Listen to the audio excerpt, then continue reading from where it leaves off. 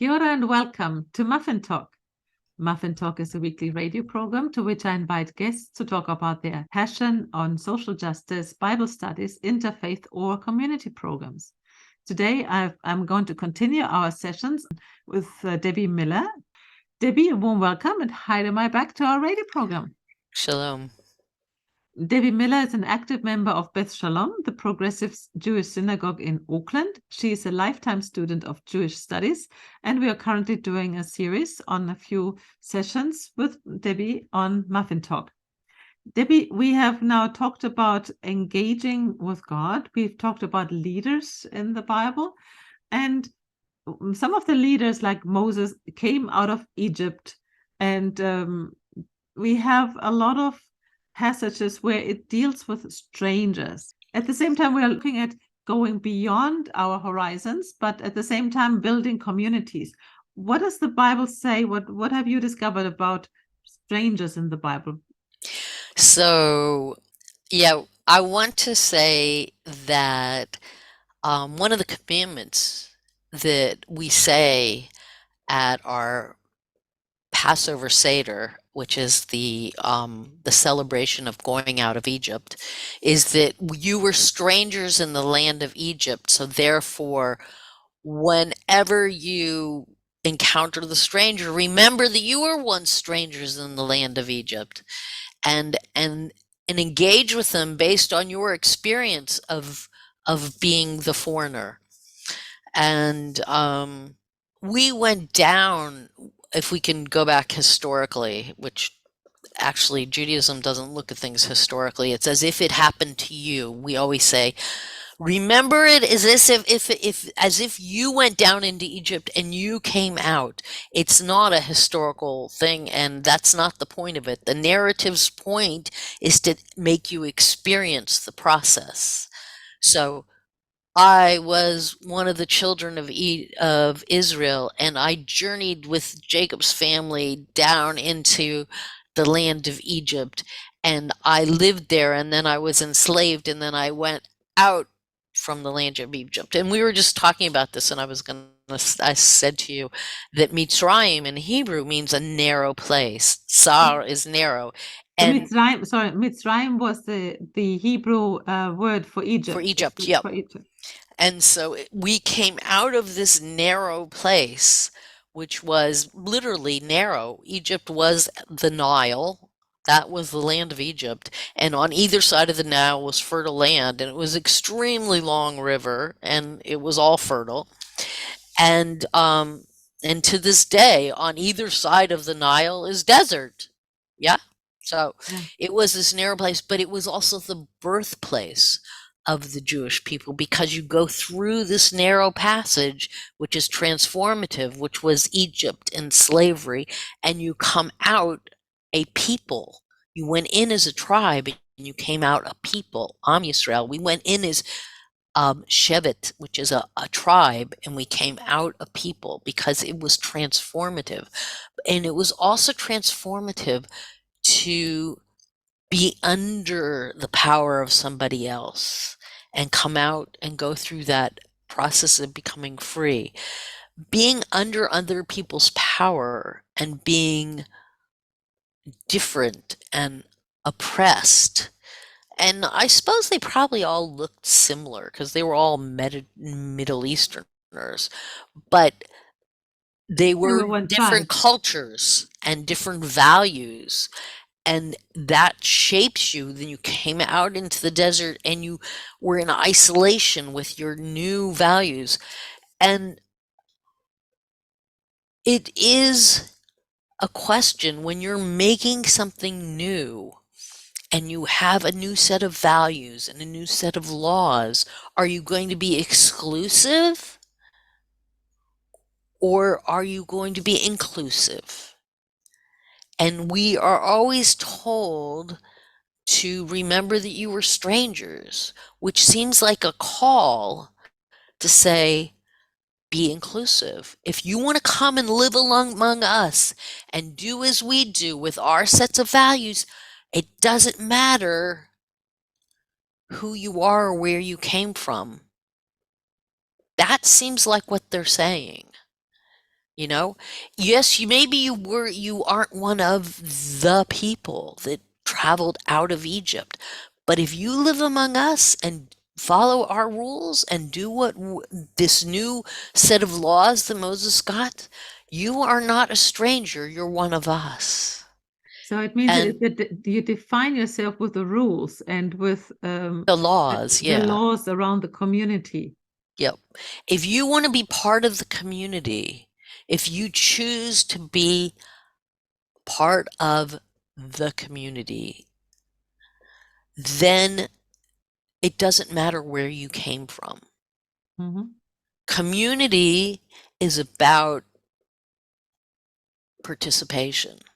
It's not about the way you look or where you came from.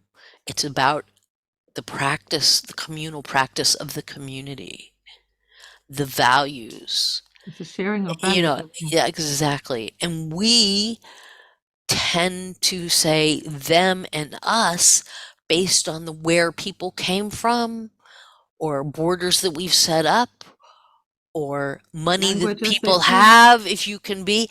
Those aren't the values that are defines people as strangers. That is not a stranger. A stranger that is traditionally said to be a stranger is somebody who speaks a different language than you, looks different than you, comes from a different place, has to get across your border. That's not what the Bible's saying. Those, you know what being a stranger is and what oppression is. Don't buy into that. If these people want to come and live among you and follow your set of ethics and values, it doesn't, all that other stuff doesn't matter. I mean, for me, I think that's the biggest criticism of modern society. The haves and the have-nots. You know, there's the poor countries and the rich countries, the countries that are going to suffer from climate change and lose their land and lose their place, and these people are going to flee to your country. Are you going to accept them? If they're willing to abide by your rules and your land, your values in your land, then they are not strangers and they have just as much right.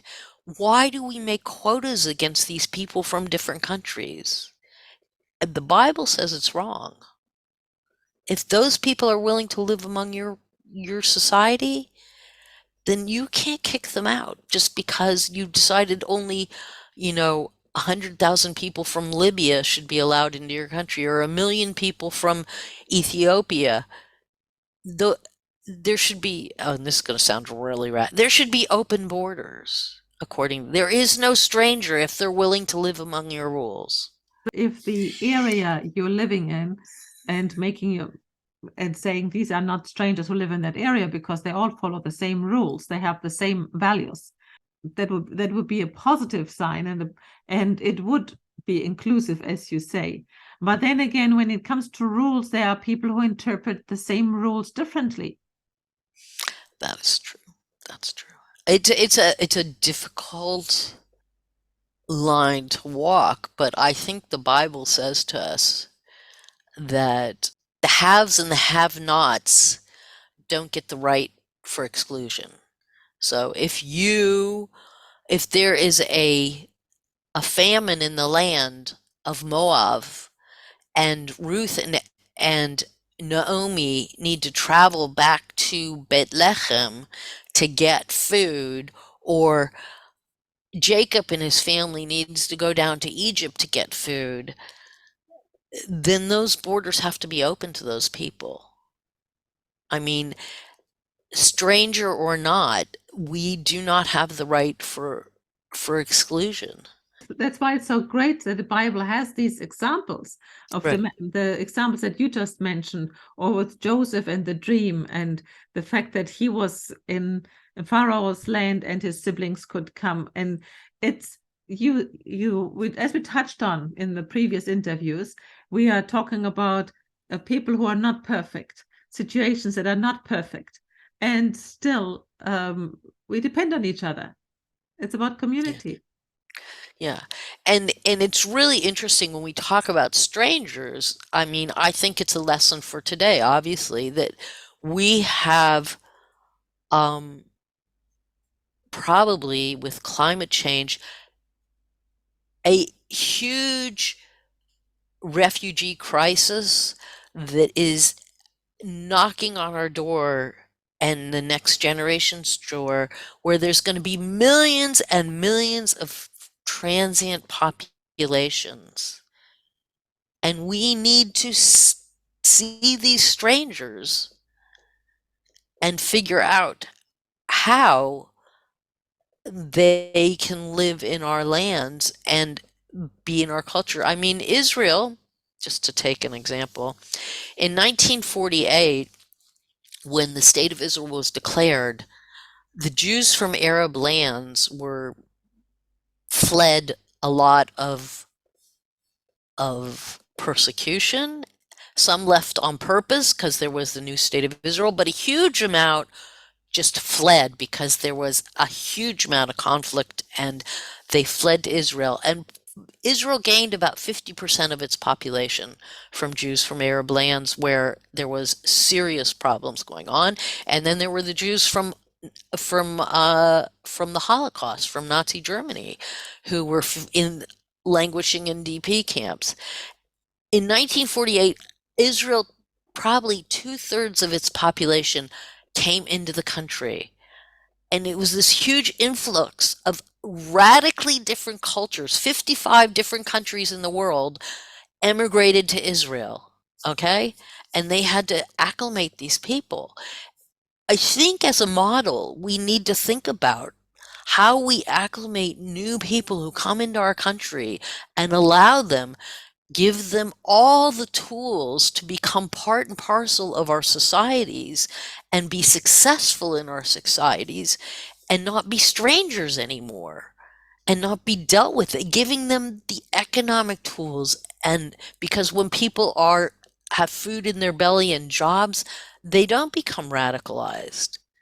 And so I think, for me, the lessons for the Bible of how to deal with the stranger and what we're seeing in the future um, in the world is really, really important from the point of view of setting up frameworks and systems in all these have countries that are going to survive, and the have-nots who are not going to survive because there's going to be tremendous refugees. Um, what are we going to do? How are we going to make it so these people, these transient populations, are going to be accepted and not be strangers? Because that's what the Bible says to us. You were once strangers.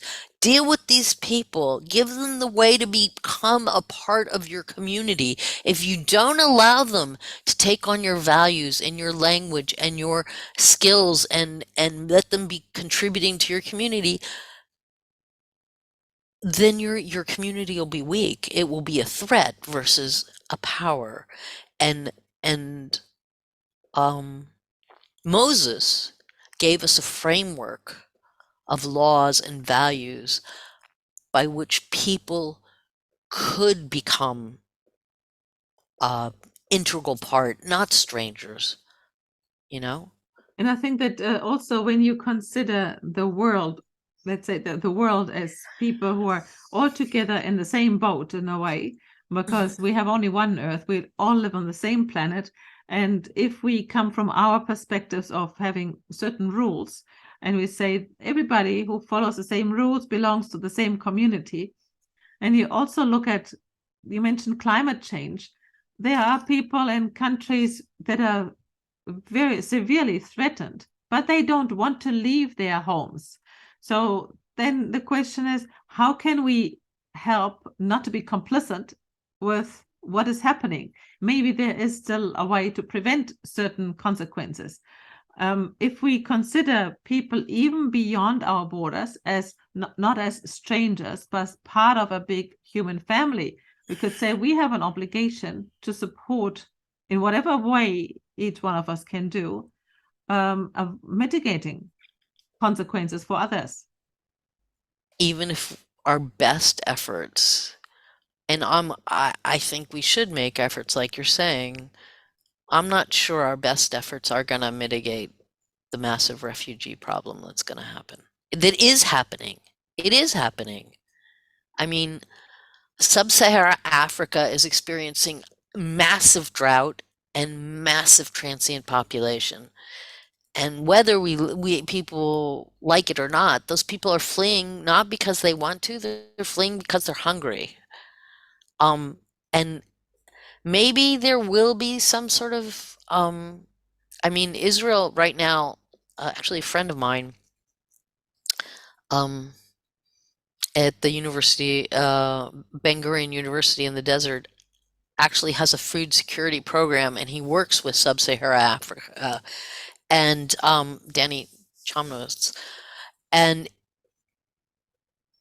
he they are trying to mitigate these problems, but yeah, I'm pessimist in that department. So I think these people are going to continue to flee, even with our But best efforts. So we, as the haves, have to be, and we're in New Zealand, which is really a hard place to get to if you're a refugee. I mean, it's a big boat ride, and you can't float there on a raft.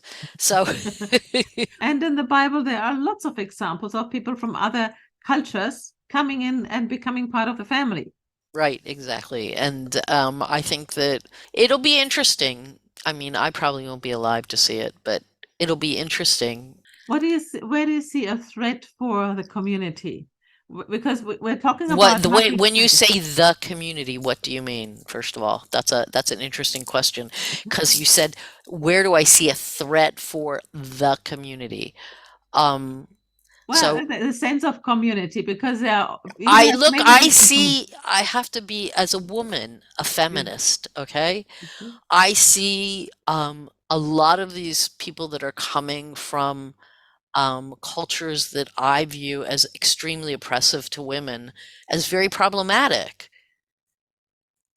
And so, for all my fancy talk, I am concerned that if New Zealand had an immigrant population of millions and millions of people that come from a culture where women are oppressed, it would change the culture of my society.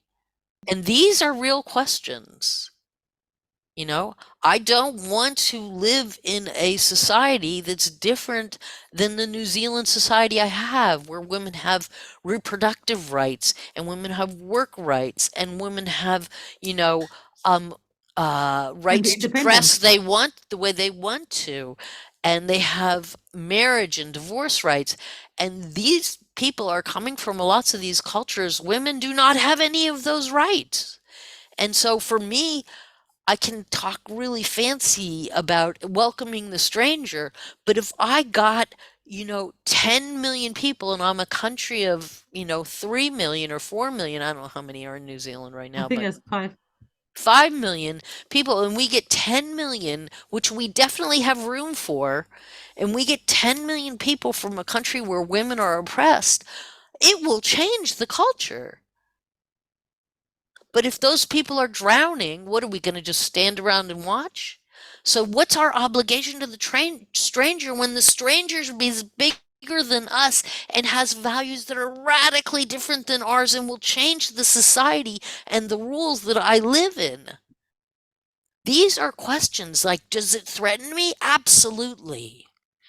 Am I nervous about that? No question about it, especially as a Jew. Okay? I'm the minority of the minorities, you know? And so, what do I say? Do I say yes and lose myself in my culture? Do I say no and watch people die? It is a total existential threat It's to a big who I dilemma. am. Yeah, it's But, huge. yeah, maybe that's why Moses got the framework to have people who have different thinking, different backgrounds, and even can be in the same family, and two people think differently. And so Moses got the laws and said, "Well, look, this is the law, and this is what we're going to do." That's really interesting that you bring up Moses because it's called the Korah of Rebellion. Remember him? Korah? Korach is in the Bible, and he in the desert leads a rebellion against Oh, Moses' yeah. leadership. He says, "Why are you getting to be the leader? You're not even from the tribe of Reuben, and Reuben was the first son of Jacob, and he should have inherited. You're from the tribe of Levi's. You're like, way down the line. You shouldn't have been number one. You shouldn't be the leader. I should be the leader." My group of people who are all from the group of Reuben should be the tribal leaders because we are the real inheritors. And and um and and they go, and what happens? The earth opens up and devours all of them. Remember when the earth splits and they all fall in, and all the followers of Korach die. And so it's not like the Bible says, "Oh, you get away with destroying the fabric of our society." You don't. You can't destroy our values. If you're going to threaten what we're building here and you don't, then no, you're not welcome. It's a life or death decision.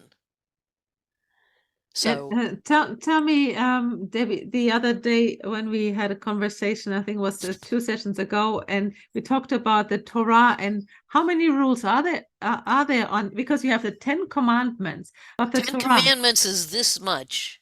Lots and lots of rules. Yeah, well, that's true. Jews count them as 613, but a huge amount of them, about 200 of them, are connected to sacrifice and the temple of the meeting and how to make it and that. And there's interesting outtakes from that, which we could have in a whole nother separate discussion that explain to us the values of those and what went into it. But I don't want to talk about sacrifice. Yeah. But yes, but there are a lot of rules about the way you eat and the way you pray and the way you relate to each other and whose donkey's allowed to go on whose land, and but extrapolate into other things. Um as a result of that, we've created a huge volume of work called the Talmud, which talks about that. And then from there, we have tons more works, and we've made laws around the laws. So yeah, we're a little obsessed. Um, but the basis of the laws are trying to make a community that pursues, we say rodef, which means to run after with hunger the pursuit of justice, or tzedek. And tzedek is where the Balance. balance is reached. What do they call that thing? The justitia, justice. Yes, just the justice, the weights of justice are balanced, where because you have more money doesn't mean you don't get justice. Okay. So that is the ultimate thing that we're supposed to pursue. But you're not supposed to pursue justice in the wake of losing yourself, as in Korach's rebellion. You can rebel all you want, but you can't get rid of the law. You can't get rid of God. Those are, you can't throw out all the rules. It's Isn't just not possible. justice also connected to mercy? Not always. Korach's rebellion, where all those people got swallowed up by the earth, doesn't sound very merciful to me. Well, did they ask for mercy? Don't think so. It's a rough.